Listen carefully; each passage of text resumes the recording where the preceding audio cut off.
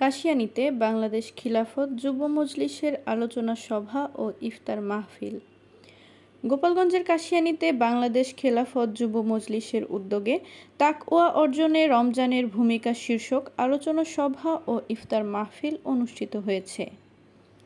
২৪ March ২৩ Ramzan সোমবার উপজেলা যুব মজলিসের আহ্বায়ক মামুন মোস্তফার সভাপতিত্বে সদস্য সচিব মুফতি জামাল উদ্দিনের সার্বিক ব্যবস্থাপনা ও সদস্য শুয়াইব মাসুদের পরিচালনায় এ আলোচনা সভা ও ইফতার মাহফিল অনুষ্ঠিত হয়।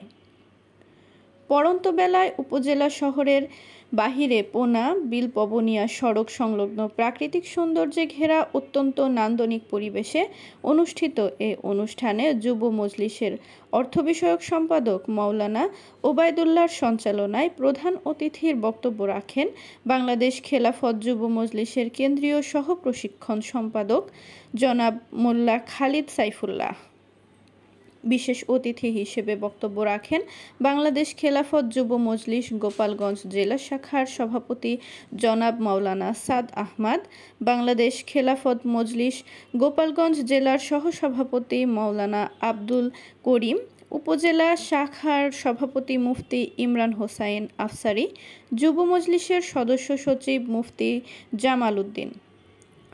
অনুষ্ঠানে বক্তারা বলেন, ইসলামী হুকুমত ছাড়া দেশ, জাতি এবং মানবতার উন্নয়ন কোনোভাবেই সম্ভব নয়। তাই সুশাসন প্রতিষ্ঠা ও দুর্নীতি দুঃশাসন মুক্ত সমাজ গড়তে ইসলামী শাসন ব্যবস্থার কোনো বিকল্প নেই। আর সেই আলোকিত সমাজ গঠনের জন্য বাংলাদেশ খিলাফত মজলিস ও তার সহযোগী সংগঠনগুলো কাজ করে যাচ্ছে। এ সময় বাংলাদেশ জামায়াতে ইসলামী, ইসলামী আন্দোলন বাংলাদেশের নেতৃবৃন্দ সহ কাশিয়ানী উপজেলা press club, Kashiani press club, Kashiani reporters ফোরামের সাংবাদিকবৃন্দ উপস্থিত ছিলেন।